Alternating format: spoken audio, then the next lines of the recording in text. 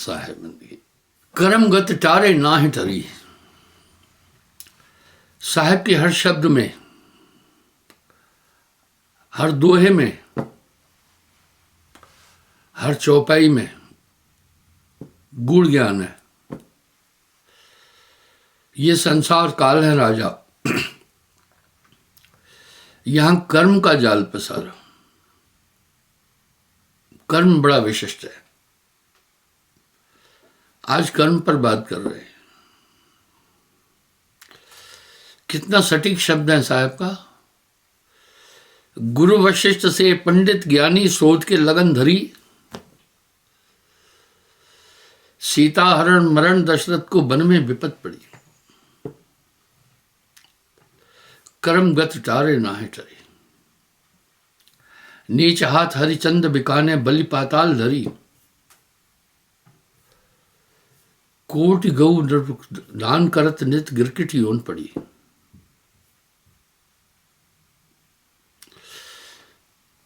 कर्म कथा कहूं बखानी, जौन फांस अटके नर प्राणी। इसी कर्म फांस में सभी बंधे हैं।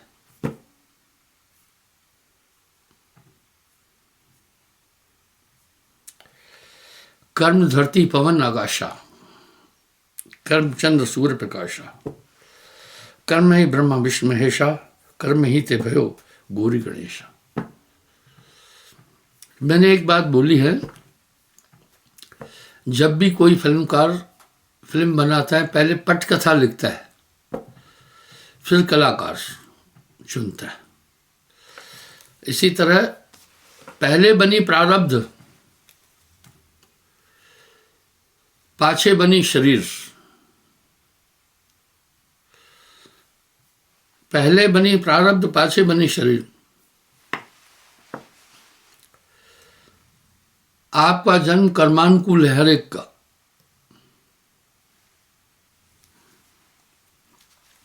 कुछ लोग इसको नहीं समझते हैं तो कहते कुछ नहीं है कर्म फर्म। ये एक कुंद बुद्धि का विचार है। इस तीन लोग को कर्म भूमि कहते हैं। बाकी कर्म कहीं भी नहीं होता है। इसी कर्म भूमि से मनुष्य शुभ कर्म करके स्वर्ग आदि लोगों में जाता है। इसी मृत्यु लोक से महान परमार्थी कार्य करके मनुष्य देवलोक को प्राप्त होता है।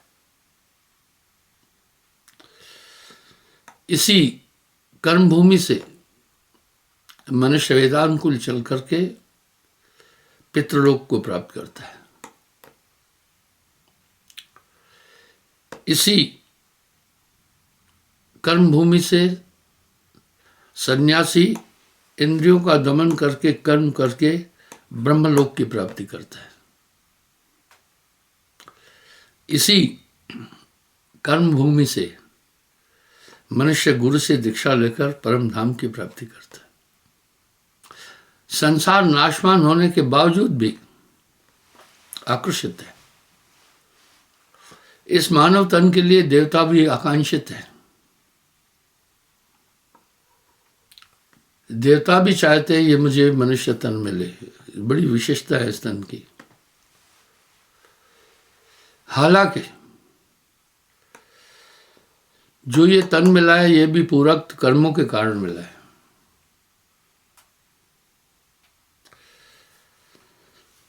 साहब इस पर बहुत सुंदर व्याख्या दे रहे हैं। पहले बनी प्रारब्ध, पाछे बनी शरीर।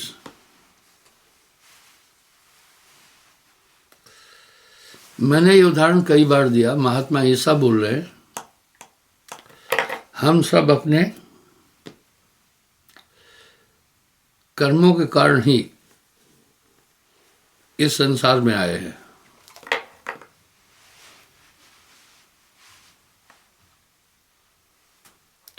और इसी कर्मों के अनुसार बुद्धि बनती है।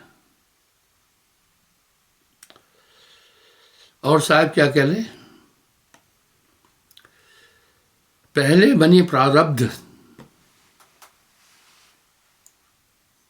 पाछे बनी शरीर, इसका क्या मतलब है? प्रारब्ध हैं क्या? पूर्व वक्त में किए हुए पूर्व के कर्म ही संचित होकर प्रारब्ध कहलाते हैं। इसलिए कर्मानुकूल ही शरीर की प्राप्ति होती है। आगे कह रहे हैं, कर्म ही ब्रह्मा विष्णु महेशा कर्म ही ते भयो गौरी गणेशा। और कर्म का फल भोगना पड़ता है। सामने प्रमाण मिलते हैं, आप सीरियलों में कथाओं में सुनते हैं।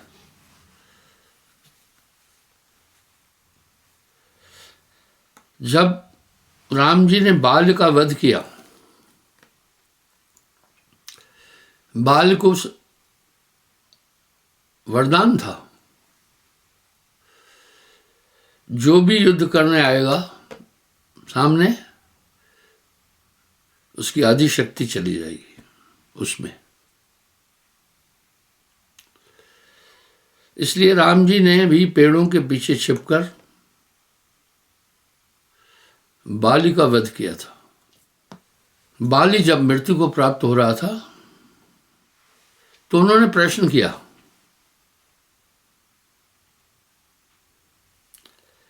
मैं बैरी रघुवीर प्यारा,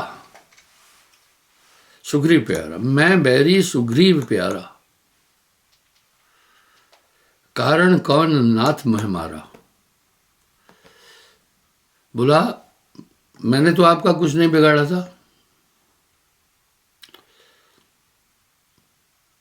आप समदर्शी होना चाहिए, आपके लिए सब बरोबर होना है, आप मुझे किस कारण से मारे। राम जी ने सुंदर तर्क दिया वहां, अनुज वधू भगनी सुत नारी, कन्या सम ये होते है चारी, इन्हें विलोकत कुदृष्ट जोई, तहवद किए कुछ पाप न हुई। भाई, छोटे भाई की बीवी, छोटी बहन, बहू, ये कन्या की तरह, इन्हें विलोकत यानी इन्हें कोई कुदृष्टि से भी देखे, तहमत किए कुछ पाप न हुई। और तुमने ये गलती की और इसलिए मैं तुम्हें मारा हूं। लेकिन है बाली, द्वापर युग में मेरा कृष्ण अवतार होगा, तुम मुझसे बदला लेना। ये लोक प्रसिद्ध बात है, ये कथा। वही बाल अपराधी बना और वासुदेव कृष्ण को पैर में बाण उसी ने मारा था, अपना बदला लिया।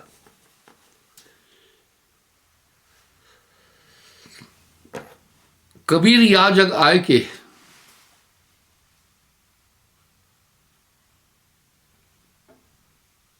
बदला कहीं न जाए, जो सर काटे आन का, अपना रहा कटाए।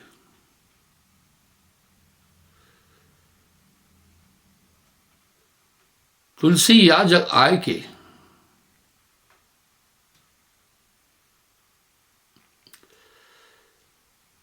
बदला कहीं न जाए, जो सर काटे आन का,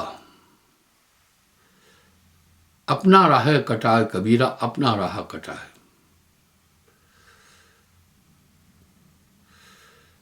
अर्थात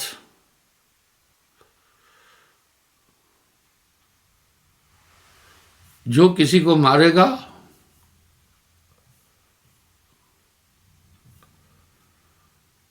वो बदला जरूर लेगा। आप देख रहे हैं,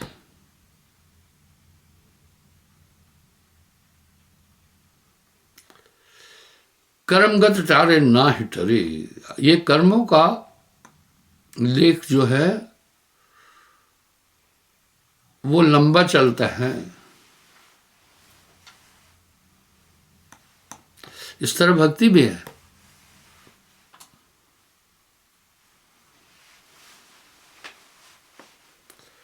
जन्म एक नहीं, जन्म अनेका, छूटे नहीं भक्ति का टेका। इस तरह भक्ति विफल नहीं होती है। तो वही त्रेता युग में बाली पराधी बना शिकारी, और उन्हीं के बाण से वासुदेव कृष्ण का शरीर छूटा था। इसलिए ये संसार काल है राजा, यहां कर्म का जाल पसार है। आप याद रखना, जो आप कर्म कर रहे हैं सब रिकॉर्डिंग है। आप जीवन में जो भी काम कर रहे हैं सब रिकॉर्डिंग हो रहे हैं। प्रमाण, आपने अपने जीवन में जो भी अच्छे बुरे कर्म किए सब आपको याद है, आपकी मेमोरी में रिकॉर्डिंग है। वैज्ञानिक लोग जो जो भी चीजें बना रहे हैं मुझे आश्चर्य नहीं लग रहा है। ये सब शरीर के अंदर से निकल रही है। ये अंतरिक्ष यान भी बने शरीर के अंदर से निकले। मानव चांद तक पहुंचा, ये भी शरीर के अंदर से निकले। इस शरीर में सब कुछ भरा पड़ा है। या घट भीतर तीन लोक है, यही में है करतारा। कहत कबीर सुनो भाई साधो, यही में गुरु हमारा, पर जानेगा कोई जाना ना रहा। इस तरह बंधुओं, आपको सब याद है जो जो आपने कर्म किए, किस जगह पर, किस दिशा में बैठकर,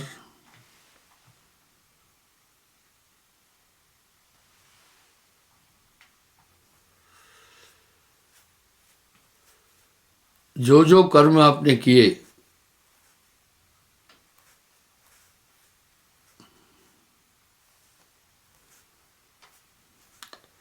आप देख रहे हैं, आपको सब याद है। और कर्म फांद में जगत फंसाना, आपके रिश्ते नाते भी कर्मानुकूल हो रहे हैं। सब ये व्यवस्था बड़ी सुपरहिट है। एक केंद्र पर बैठकर लाखों करोड़ों टीवियां हैं, वो सब चल रही है, एक ही जगह से ऑपरेट हो रही है।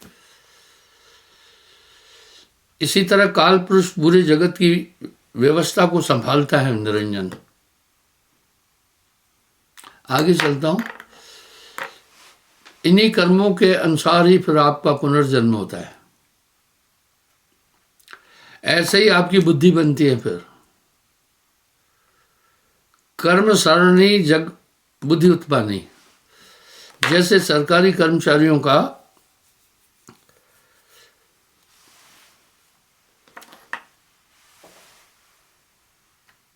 एनुअल रिपोर्ट बनती है कि ये कैसा है, क्या करता है, वो आगे प्रमोशन पर उस पर डिपेंड होता है। इसी प्रकार आपके पूरे कई जन्मों के कर्म आपके साथ में है। जन्म एक नहीं, जन्म अनेका, छूटे नहीं कर्म का लेखा। इसलिए बहुत सोचकर कर्म करना है, और कर्म कई गुना ज्यादा बढ़ जाते हैं। कर्म भूमि है, इसलिए अनादिकाल से मनुष्य जन्म मरण के क्रम में चक्कर काटता जा रहा है। कई बार आप कुछ कर्म करके पछताते हैं, क्या कर दिया ये। कर्म सारणी बुद्धि उत्पन्ने, और कर्म फान में जगत फंदाना। आगे क्या करें, कर्म में राम कृष्ण अवतारा, कर्म में रावण कंस हारा। ये जितने भी जन्म अवतार हैं सभी कर्म के कारण हैं।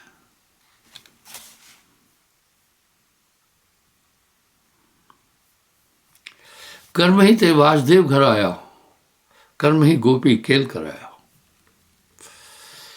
कौशल्या तब कर्म जो करिया, कारण कर्म राम अवतरिया। कौशल्या जी ने घोर तपस्या करके विष्णु से वरदान मांगा था, विष्णु जी से, आप जैसा पुत्र हो। राम जी आ गए, विष्णु का रूप है। इस तरह बहुत सोचकर कर्म करना है। कर्म ही दर्शित कीन उदासा, कर्म ही राम कीन बनवासा।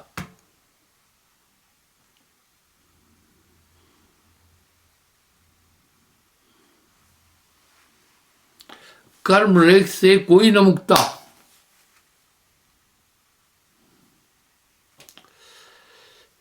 कर्म से कोई मुक्त नहीं है।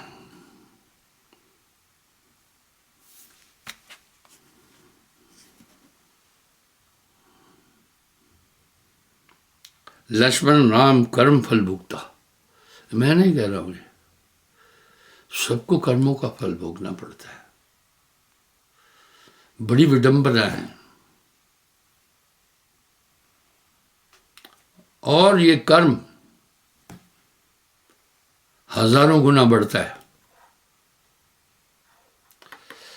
चक्रवृद्धि ब्याज की तरह कर्म है। इसलिए सोचकर कर्म करना। यह संसार काल है राजा, यहां कर्म का जाल पसार है।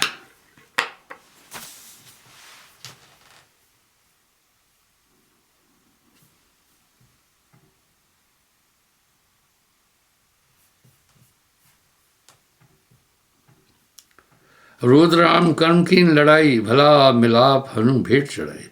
कर्म रेख नहीं बेटे मिटाई, जी पपी लंक हो भाई। साहब का हर शब्द प्रेरणात्मक है। कर्मगत टारे नाही टरी, गुरु वशिष्ठ से पंडित ज्ञानी शोध के लगन धरी। सीता हरण मरण दशरथ को वन में विपत पड़ी। महान रघुवंश के प्रतापी राजा हरिश्चंद्र कर्मों के कारण कल्लू चंडाल के हाथ बिके और चंडाल का काम किया। चंडाल मुर्दे फूंकते हैं। अभी भी काशी में राजा हरिश्चंद्र घाट हैं, वो आप सब कथाओं को जानते हैं।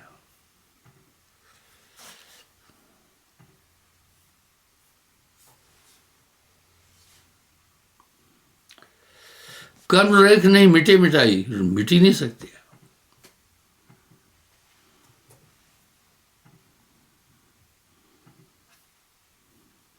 जी पपी लंक हो जाएगी। कर्म रेख लंकापति भयो, लंकापति विभीषण भयो। ये सब कर्मों का खेल है। मैंने पहले कहा, कोई मूवी फिल्म तब ऐसे बनती है, पहले स्क्रिप्ट लिखी जाती है, पटकथा, उसके अनुसार फिर पात्र चुने जाते हैं। प्रोड्यूसर देखता है इस पात्र को कौन सजीव कर सकता है। इसी प्रकार आपके रिश्तेदार, नातेदार, जो बंधु हैं, जो विरोधी हैं, जो शत्रु हैं, सब कर्मानुकूल है।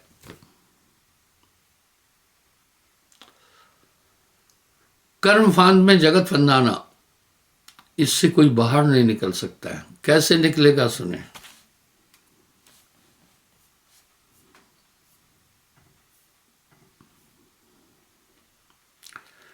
कर्म रेख सागर बंध्यो, 100 जोजन मर्याद, बिन अक्षर कोई ना छूटे, अक्षर अगम आराध। वाह। यहां साहब एक बात कह रहे हैं कि बिना नाम के कोई छूट ही नहीं सकता है। अब यहां विचार करना है कैसा नाम। नाम जो रत्ती एक हो। नाम जो रत्ती एक हो,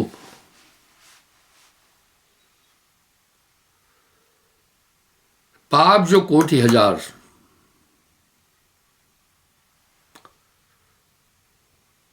सभय जार कर छार करे, जैसे चिंगी आग की पड़ी पुरानी घास।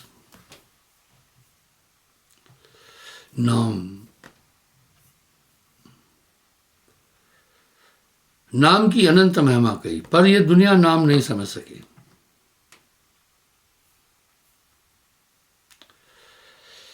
बाकी तो भाई कहा गया, कथाओं आदि में सुनते हैं, ये यज्ञ करो पाप कटेंगे, ये दान पुण्य करो पाप कटेंगे।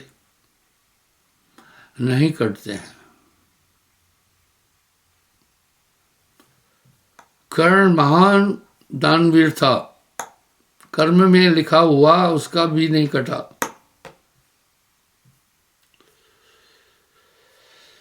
कोटि कर्म पल में कटे, कोटि कर्म जब आवे गुरु की ओट।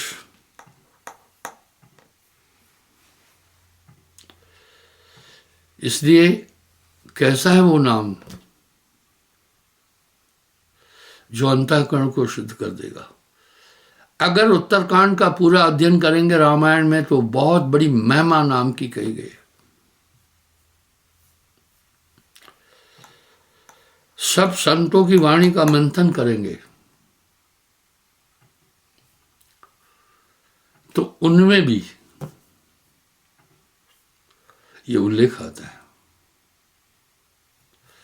नाम जो रत्ती एक हो, पाप जो कोटि हजार, करोड़ों हजार, 1000 नहीं, सभई जार कर छार करे, जैसे चिंगी आग की पड़ी पुरानी घास। वाह,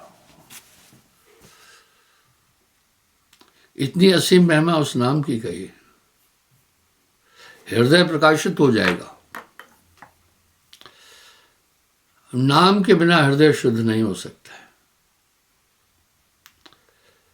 अब नाम हृदय को प्रकाशित करेगा।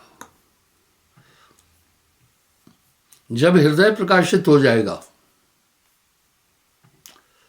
आपको उचित अंचित पाप पुण्य सब समझ में आते जाएंगे। जा घट न नाम न संचरे तिसको जान मशान, नाम बिना सब्बित सो ही ना, नाम बिना मूर्ख सो कहिए, नाम बिना पापी सो लइए, ऊंच वही जो नाम है जाना, बिना नाम सब नीच बखाना। इसलिए नाम की अनंत महिमा कही है। वो नाम कैसे करेगा? हृदय प्रकाशित करेगा।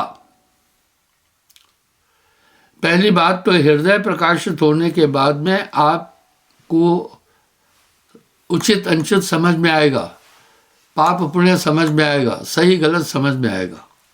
ऐसे ही नहीं कहा